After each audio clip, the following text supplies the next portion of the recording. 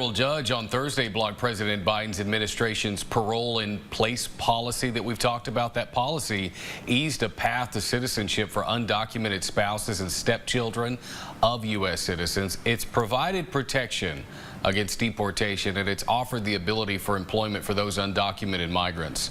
As KLTV 7's April Peardant reports tonight, East Texans speak on what this could mean to families of those mixed statuses.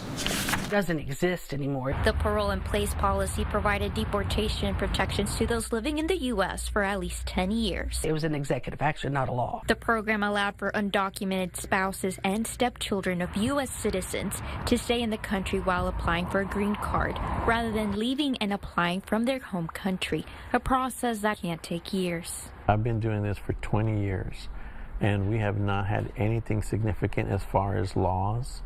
And because the system is quote-unquote broken, then that leaves a lot of people that are affected. Federal Judge J. Campbell Barker of the Eastern Texas District argued the executive order didn't benefit the U.S. as a whole, siding with Texas and other states that challenged the program. Republican governors and lawmakers cited increased costs and more migrants being drawn to the U.S. I think at the very end he had to weigh really what the overall benefit was for the United States.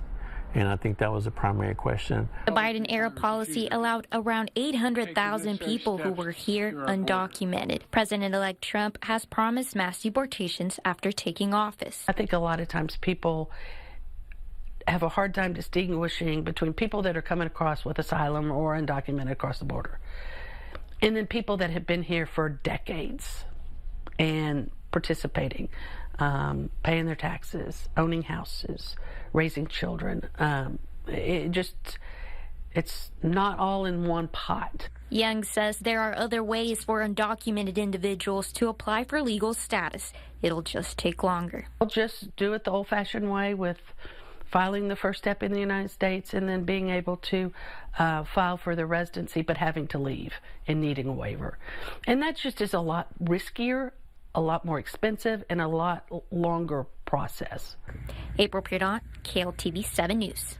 The recent ruling adds a list of legal battles over President Biden's immigration policies, including the ongoing challenge that we've seen with DACA.